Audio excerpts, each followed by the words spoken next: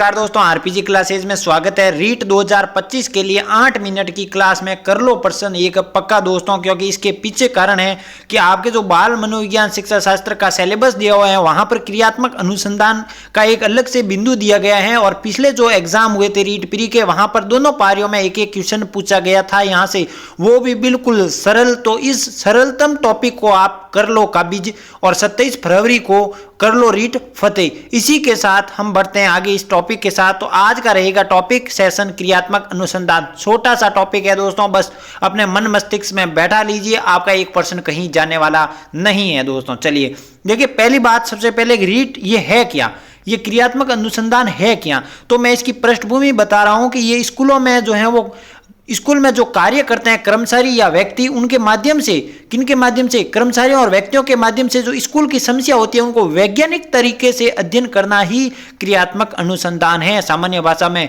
कि जो स्कूल में कार्य या कर्मचारी होते हैं, कार्य करते हैं, उसको स्कूल की जो भी समस्याएं हैं उसको वैज्ञानिक तरीके से जो अध्ययन किया जाता है वह क्रियात्मक अनुसंधान है। इसको अंग्रेजी में रिसर्च कहते हैं। क्या कहते हैं? रिसर्च। ये दो शब्दों से बना है, री और सर्च से। री का अर्थ होता है दोस्तों बार बार और सर्च से अर्थ होता है दोस्तों खोजना। तो इसका शाब्दिक अर्थ क्या हो गया? शोधकर्ता किसी तथ्य को बार बार देखता है, ये इसका हो गया क्रियात्मक अनुसंधान का अर्थ। तो आपको याद रखना है कि स्कूल में जो भी कर्मचारी स्कूल से संबंधित है, सबसे पहली बात ये रखिएगा, और वहां की समस्याओं से संबंधित ये क्रियात्मक अनुसंधान किया जाएगा। और यहां पर अंग्रेजी में रिसर्च दो शब्दों से बना है, री और सर्च, जिसका अर्थ होता है शोधकर्ता किसी तथ्य को बार बार देखता है। बस इतना याद रख लीजिएगा। चलिए अब यहां पर प्रश्न पूछ लेगा कि इसका क्षेत्र बड़ा है, छोटा है, सूक्ष्म है, व्यापक है। तो आपको करना है, इसका क्षेत्र क्रियात्मक अनुसंधान का व्यापक यानी बड़ा है। जैसे कि ये किससे संबंधित है? विद्यालय से संबंधित है। विद्यालय में ये किया जा सकता है, खेल के मैदान में क्रियात्मक अनुसंधान किया जा सकता है, जो लड़ाई के मैदान है वहां पर अनुसंधान किया जा सकता है। तो इसका क्षेत्र, इसका जो दायरा है वो छोटा नहीं है, इसका दायरा है वो दोस्तों वो सबसे बड़ा है, व्यापक है। चलिए इसका रूप कैसा है? तो ये शिक्षा जगत में व्यवहारिक तथा निदानात्मक अनुसंधान का इसका रूप है दोस्तों। यानी जो शिक्षा जगत में व्यवहारिक यानी जो व्यवहार में ला देते हैं, और निदानात्मक क्या कहा जाता है? जिसकी समस्याओं को खोजा जाता है उसके बाद उपचारात्मक शिक्षण किया जाता है। तो यहां पर ये निदानात्मक और व्यवहारिक से संबंधित है कौन? क्रियात्मक अनुसंधान। अब इसका विकास देखिए, इसका विकास कैसे हुआ? तो इसका शिक्षा के क्षेत्र में 1926 को सबसे पहले विकास हुआ। सर्वप्रथम किसने इसका उल्लेख किया था? तो सर्वप्रथम इनका बंकिंघम ने पुस्तक अपनी थी एक, इन्होंने पुस्तक लिखी रिसर्च ऑफ टीचर्स में इन्होंने सबसे पहले क्रियात्मक अनुसंधान का उल्लेख किया दोस्तों। और स्थायी रूप से इन्होंने तो किताब के माध्यम से शब्द दिया, लेकिन स्थायी रूप से किसने दिया? तो सबसे महत्वपूर्ण योगदान मनोवैज्ञानिक को जाता है, उनका नाम है स्टीफन एव कोरे। किसको? स्टीफन एव कोरे, जिन्होंने 1953 को इसको स्थायी रूप दिया।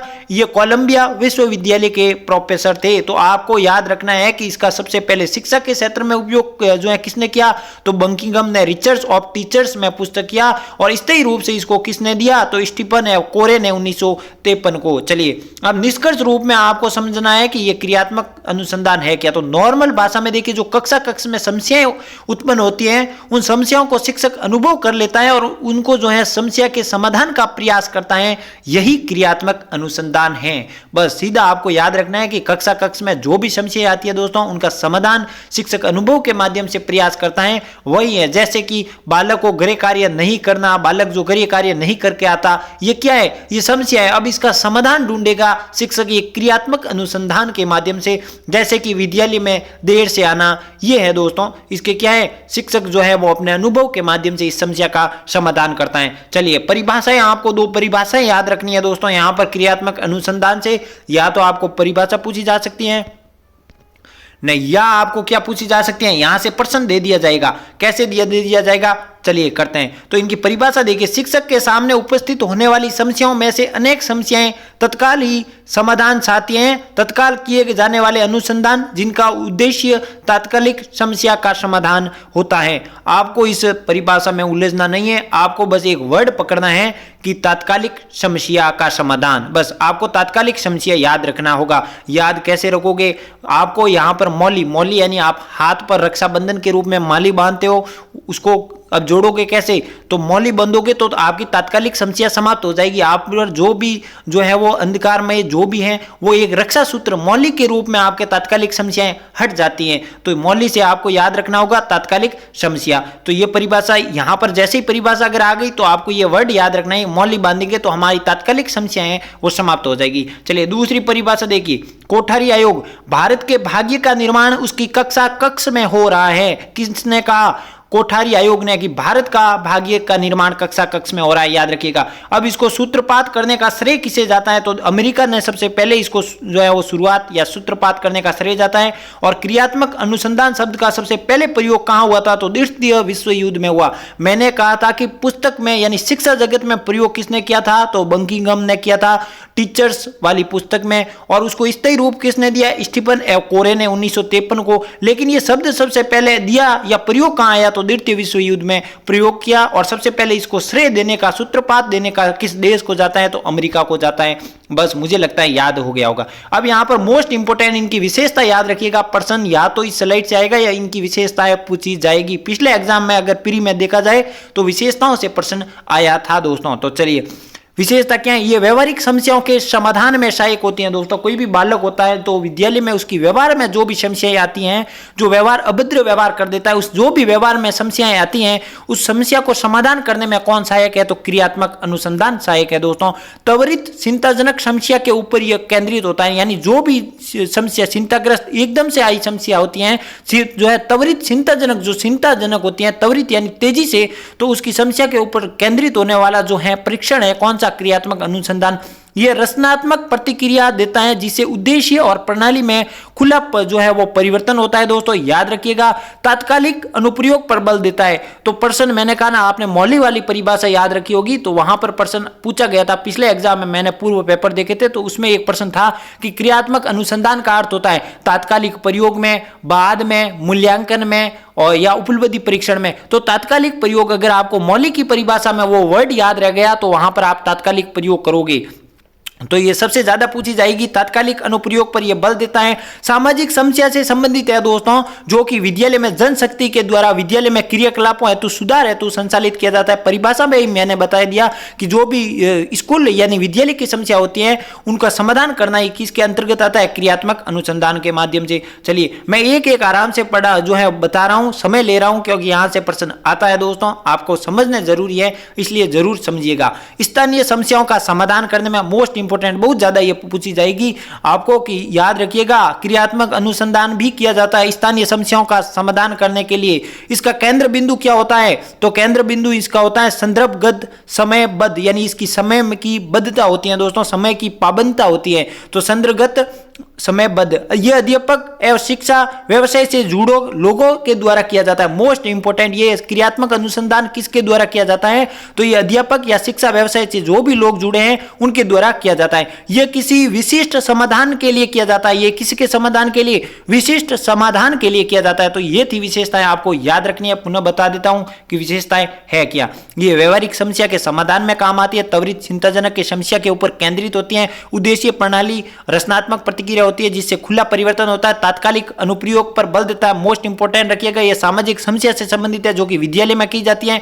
स्थानीय समस्याओं का समाधान करना यह भी मोस्ट इंपोर्टेंट, इसका केंद्र बिंदु क्या होता है, संदर्भगत समयबद्ध होता है और यह अध्यापक और शिक्षा व्यवसाय लोगों द्वारा किया जाता है विशिष्ट समाधान के लिए। अब चलिए इनके महत्व पर नजर डालिएगा। महत्व क्या होता है यह भी याद रखिएगा कि उपभोक्ता के अनुसंधान करता है ये, इसका किसकी क्रियात्मक माध्यम से जो है वो अनुसंधान के माध्यम से उपभोक्ता की अनुसंधान करता है। यह समस्याओं का हल शीघ्रता से प्राप्त करता है दोस्तों, क्योंकि विद्यालय में मान लो कोई समस्या आई, अगर क्रियात्मक अनुसंधान किया जा रहा है शिक्षक के द्वारा तो शीघ्रता से इसका हल निकल सकता है। और समस्याओं का हल अभ्यास से लिया जाता है। किसके माध्यम से, मोस्ट इंपोर्टेंट अभ्यास के माध्यम से लिया जाता है, जिसका मूल्यांकन नहीं किया जाता। यह बात याद रखिएगा, जिसका मूल्यांकन नहीं किया जा सकता, खाली अभ्यास के माध्यम से किया जा सकता है। विद्यालय तथा कक्षा की शैक्षिक कार्य प्रणाली में सुधार लाना इसका मुख्य उद्देश्य है। मोस्ट इंपोर्टेंट याद रखिएगा कि क्रियात्मक अनुसंधान का मुख्य मुख्य उद्देश्य हैं। तो विद्यालय तथा कक्षा की शैक्षिक कार्य प्रणाली में सुधार लाना, तो ये महत्व भी आपको याद रखना चाहिए। और यहां से जो अगला प्रश्न बनेगा ये सबसे ज्यादा बनेगा दोस्तों कि इसके पद या सोपान किसने, ये पद या सोपान यहां पर एंडरसन नामक मनोवैज्ञानिक ने दिए थे। ये आप लिख लीजिएगा, एंडरसन नामक मनोविज्ञान ने ये पद दिए थे। ये पद आपको याद होने चाहिए, ये एग्जाम में पूछे जाएंगे दोस्तों, मोस्ट इंपोर्टेंट। चलिए एक एक सोपान को समझिएगा। पहला क्या है, समस्या की कोई भी समस्या आ गई उसकी पहचान करना या चयन करना। जैसे कि बालक विद्यालय लेट आ रहा है तो ये समस्या की क्या हो गई, पहचान हो गई, या इस समस्या को चयन कर लेना। दूसरा क्या है, समस्या का परिभाषीकरण और सीमांकन करना। तो यहां पर परिभाषीकरण की बालक लेट आ रहा है, क्यों आ रहा है, इसकी सीमा किस हद तक जो है आप शिक्षक सोच सकता है मन विचार में, तो इसका निर्धारण करना। और तीसरा क्या है, समस्या के कारणों का विश्लेषण करना, यानी बालक लेट आ रहा है तो क्यों आ रहा है, क्या हो गया, क्या रास्ते में गाड़ी जो है वो पंचर हो गई या साइकिल पंचर हो गई, इसका विश्लेषण करना। परिकल्पनाओं और जो है उपकल्पनाओं का निर्माण करना, किसके अंतर्गत, ये कि ये हो गया होगा बालक के साथ, तो ये हो गया होगा, ये आपस में चर्चा करना, परिकल्पनाओं एवं उपकल्पनाओं का निर्माण करना। अगला देखिए, परिकल्पना के मूल्यांकन हेतु प्रारूप या रूपरेखा तैयार करना, यानी लेट आ रहा है, कब आ रहा है, क्यों आ रहा है, पूरा विश्लेषण किया, फिर कल्पना की, फिर उसका जो प्रारूप होता है या रूपरेखा है वो आपको तैयार करना होगा। फिर अंतिम चरण में देखिए कि परिकल्पना के संबंध में अंतिम निर्णय या तात्कालिक निष्कर्ष या समाधान की प्राप्ति कर लेना, इसका अंतिम चरण है। यानी लेट आ रहा है, ये आ रहा है, अब इस डिसीजन क्या लेंगे, तो अंतिम रूप से डिसीजन मेकिंग पैटर्न यहां पर फॉलो किया जाएगा। तो आपको याद रखना है, आपको बालक लेट आ रहा है नहीं आ रहा है कोई मतलब नहीं है, आपको ये याद होना चाहिए। मैंने ये उदाहरण दिया ताकि आपके माइंड में जो है वो बैठ जाए। तो देखिए, पहला है समस्या की जो है वो पहचान या चयन करना, दूसरा है समस्या की परिभाषीकरण है सीमांकन, तीसरा याद रखिएगा समस्या के कारणों का विश्लेषण और परिकल्पना और उपकल्पना का निर्माण, जो है परिकल्पना के मूल्यांकन के प्रारूप या रूपरेखा तैयार करना, और अंतिम रूप से जो कि क्रियात्मक परिकल्पना के संबंध में अंतिम निर्णय, तात्कालिक निष्कर्ष या समाधान की प्राप्ति। तो ये इन अगर सभी सोपानों में सबसे प्रमुख सोपान की बात करें तो यही है दोस्तों। अगर प्रमुख सोपान सभी में से पूछ ले तो ये सोपान आपका प्रमुख रहेगा, कौन सा, ये रहेगा। तो मिलते हैं अगली क्लास में दोस्तों। और जो छात्र नए जुड़े हैं, और मैं सबसे बात विशेष एक बात और मैं कह देता हूं कि जो भी छात्र यहां पर क्लासें ले रहे हैं निरंतर, उनको बता देता हूं टेलीग्राम चैनल ज्वाइन कर दीजिए, क्योंकि वहां पर मैंने बाल कल्याणकारी जो योजना है ना, वहां पर मैं पीडीएफ वहां पर भेज दिए हैं, वहां पर मैंने टेलीग्राम पर डाल दिए हैं, क्योंकि मैं आपका समय जाया नहीं करना चाहता कि यूट्यूब पर मैं क्लास लाऊं उसकी, क्योंकि उसमें सीधा एक ही है कि रटने हैं, जो भी योजना है 15-16 रटनी है। इसलिए मैं व्यूज के चक्कर में आपका समय बर्बादी के लिए आपका समय वह नहीं करना चाहता दोस्तों। तो मैंने टेलीग्राम पर भेज दिए।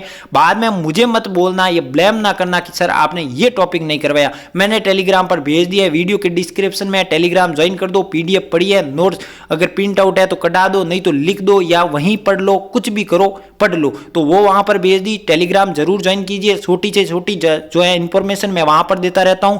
मुझे लगता है कहां से पर्सन बन सकता है तो मैं टेलीग्राम पर मैसेज के माध्यम से कर सकता हूं, क्योंकि यहां पर एक कहां से बन सकता है मुझे अनुभूति हुई, और मैं यहां पर वीडियो एक उसके लिए मैं यहां पर क्लास या वीडियो नहीं डाल सकता। इसलिए टेलीग्राम पर जरूर जुड़िएगा। जो छात्र जुड़े हैं निश्चित तौर पर लाभान्वित हो रहे हैं, और क्लास की पीडीएफ भी टेलीग्राम पर डाल देता हूं।